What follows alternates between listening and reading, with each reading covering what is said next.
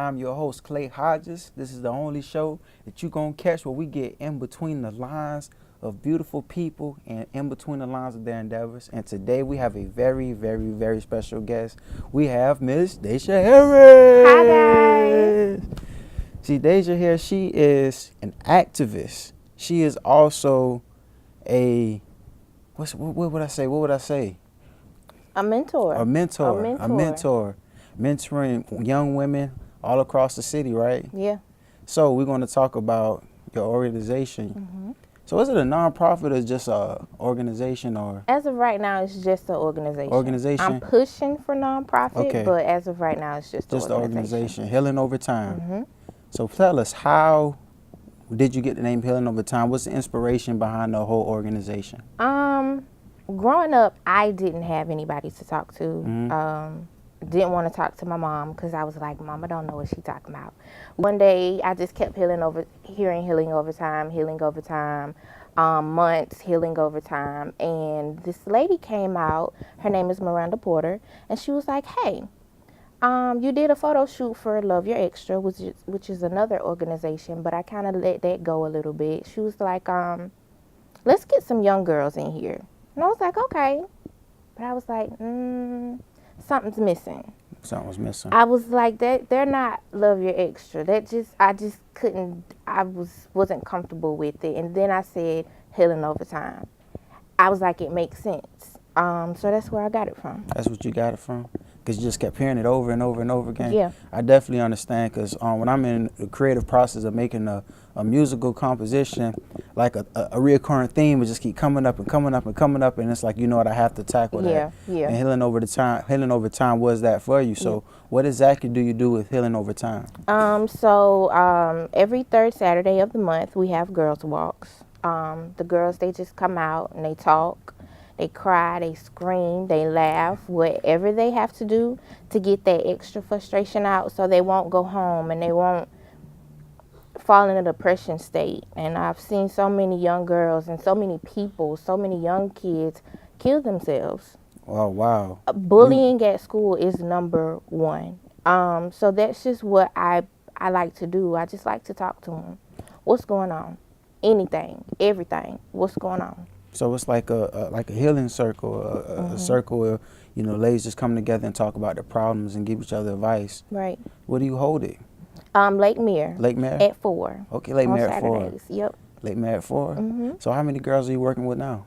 As of right now, I'm going to be honest. As of right now, it's funny because it may be a few here and a few there, or one come this day and another come this day, and I kind of got discouraged. And this lady came up to me and said, but it's intimate time, because a lot of girls, okay, I want to talk about this, but it's 15 people here, and I don't know, feel comfortable. Right? And they're already getting bullied at school, so it gives me that one-on-one time. So now I've become comfortable. If it's just, Lord, if you just send one person, I'm fine with that. That's who I need to talk to at this point.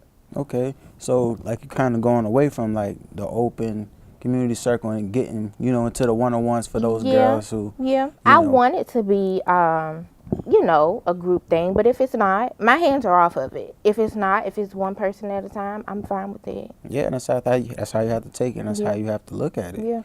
And I remember you mentioned... what was it? Love Your Extra. Love Your Extra. I want to speak on that real quick because I feel like it's really important. Okay, yeah. So tell the people, what was Love Your Extra when you were doing it? So Love Your Extra is a support group, and it's a modeling agency for thick women. Sometimes you go in the store, I need an outfit, and you can't find it. Yeah. So you get upset. And you go home, and I used to do it. I'm too fat, I'm ugly, nothing fits me.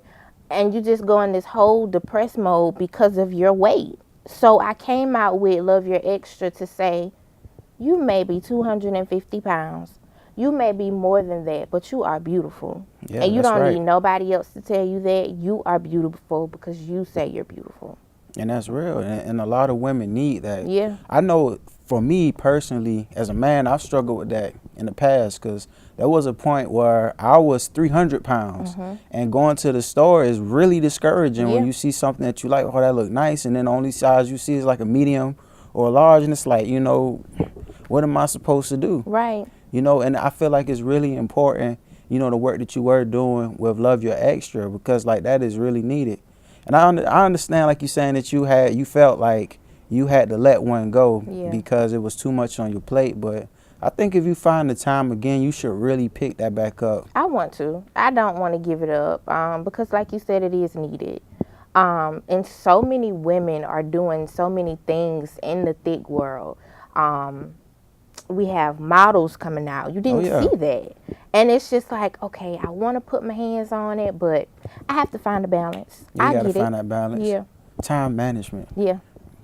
Yeah, I'm still learning that myself. Myself. So you have an event coming up.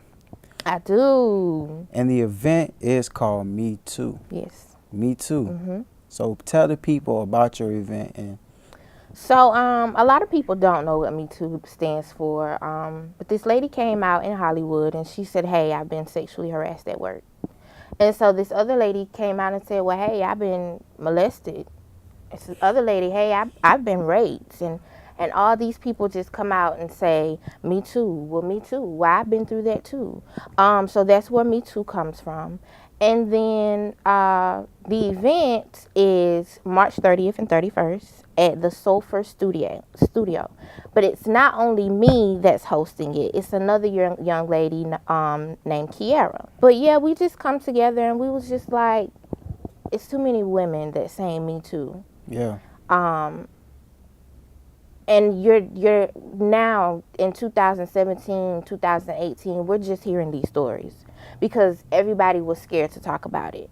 Back in the days, women couldn't say anything about it because they would be beaten by their parents or anything. It was just frowned upon. That didn't happen. We're going to sweep it up under the rug. But now we're saying, no, this is happening. It needs to stop.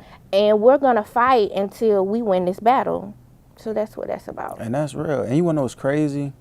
Like, out of all the women I know in my life, I have to say like 90% of them been sexually assaulted some way, some shape or form in their life. And like, we don't understand how much it happens. Right. Like, us men, us women, really just people in general, man. Yeah. Sexual assault on these women. And it's just crazy to me. Like, and the ideas and mentality certain men have and certain things that we would do that we wouldn't see as sexual harassment. Yeah, you're like right. saying a certain thing to a woman, or, you know, touching her inappropriately. Might not be touching certain parts, but, you know, women deserve that respect. And I've always been an advocate for women. And I always say every time I get the opportunity that women are queens, y'all should be treated as such.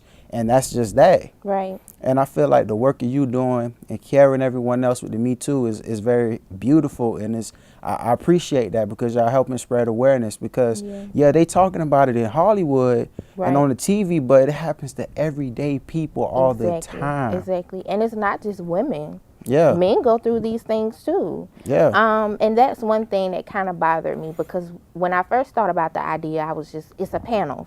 Second night is panel night.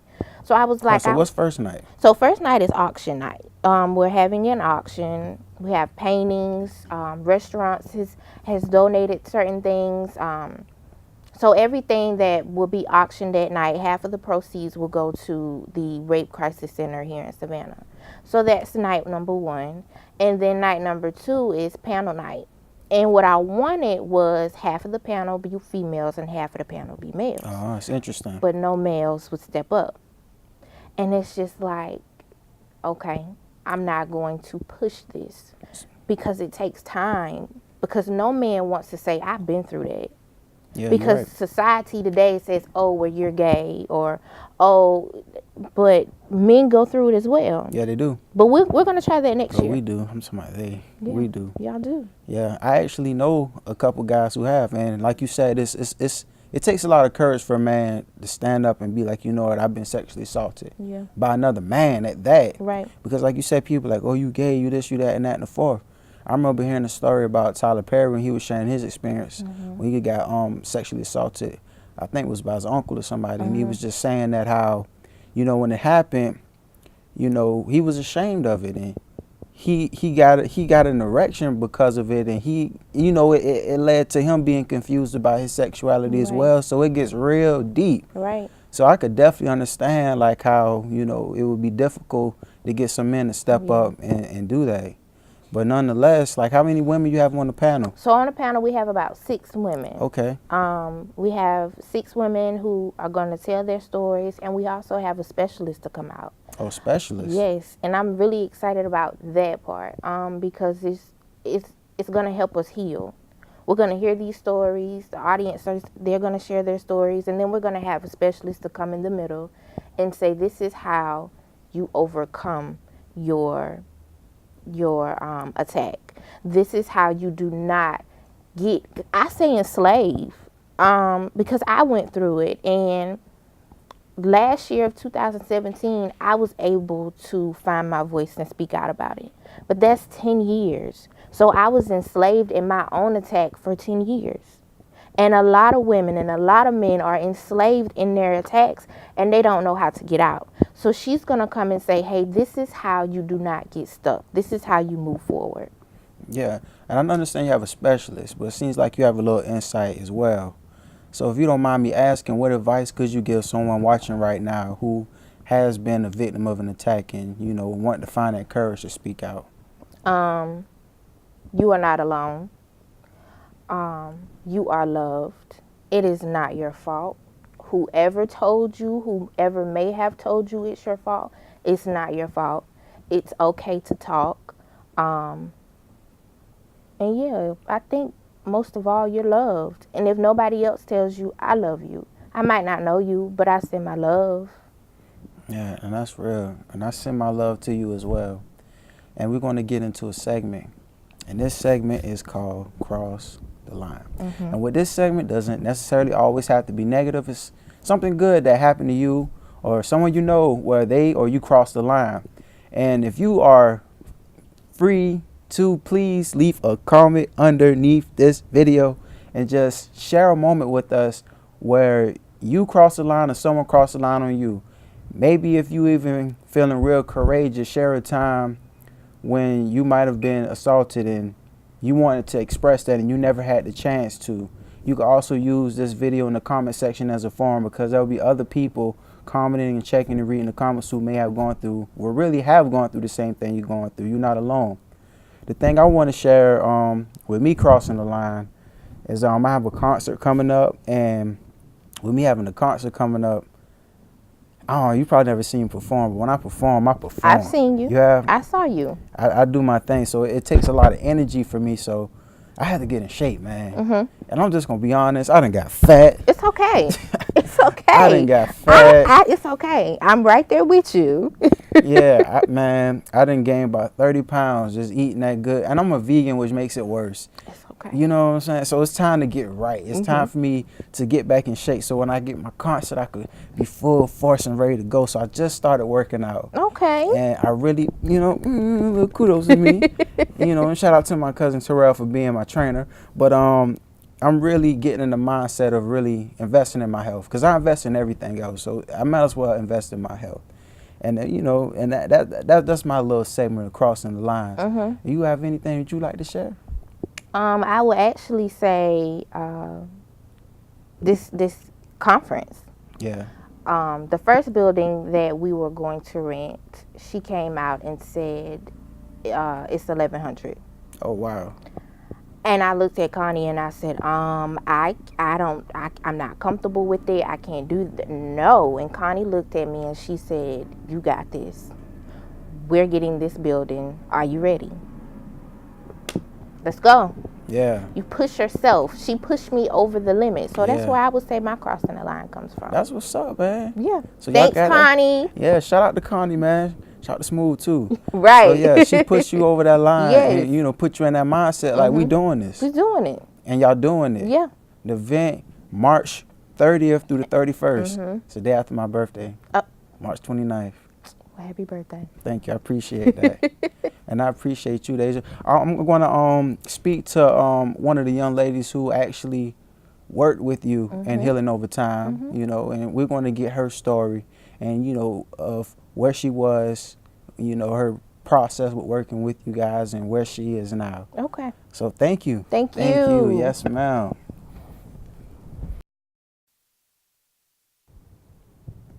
Okay, we're back, and I am here with Zariah. What's up, Zariah? Hello. You doing all right? Yeah. You good. I just want to let you know that you are good, okay? We good. We just having a conversation. And I appreciate you for coming and, I appreciate you coming and being open to sharing your story with us. So, Zariah, how old are you, if you don't mind me asking? I am 16 years old. 16 years old. That's what's up, man. 16, what school do you go to? Richmond Hill High School. Richmond Hill? Okay, cool. So, you worked with Dashia and Healing over time, right? If you don't mind me asking, what was it that you were going through that, had you to, be in a position to work with her? I was going through depression, being bullied about my weight, sometimes the way I look, because I like the way I wear my hair, because I like to change up my hair, and I do like crazy colors and stuff like that, and some people would judge me, and I'll take it to the heart, and I'll, go in this depression, and yeah. Yeah, I understand, and I opened up a little bit about myself as well. Like, when I was in high school, really throughout school in general, I was depressed as well, and it was for some of the same reasons, because I was overweight, and my peers picked on me. I was different. I didn't wear shoes like they wore. I didn't look like them. I didn't act like them. I wasn't into the same things they were, and I definitely understand that struggle of how it feels, because you just want to be loved and accepted by your peers, your friends, and it's just horrible how mean people can be to each other.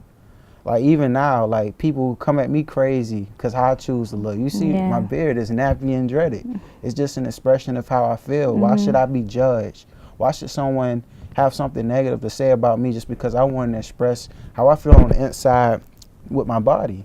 So, you doing your hair how you want to do it, and, man, just keep doing that, man. Just keep expressing yourself.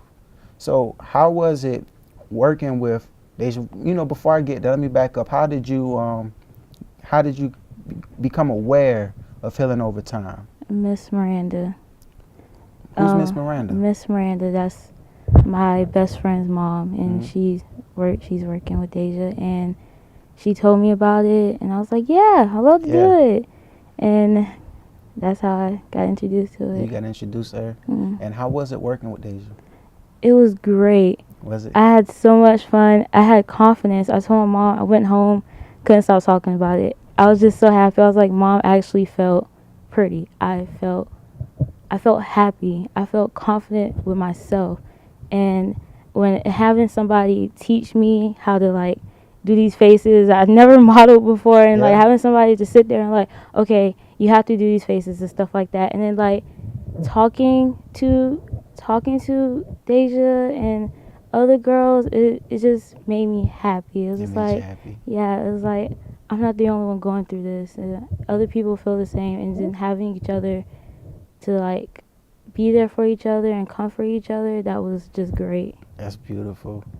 So what's up with these faces you talking about? Can you show me what they told you with the faces? All right, so we had to like do like a meme mug, and when I'm at school I have a meme mug, but if I'm just happy, I'm always have a smile. So like one of it was just like I can't do it. You had to like meme mug, just like I can't. Just meme up while she tell you the meme mug. Yeah, like you just gotta look, and you just gotta have this certain look. You just gotta try not to smile. And yeah, is that what, like, with the modeling thing you were saying, or the modeling thing? The modeling thing. So she was teaching you guys how to model too. So that was with we was modeling for Love Your Extra. Love Your Extra. So you work with Love Your Extra as well too.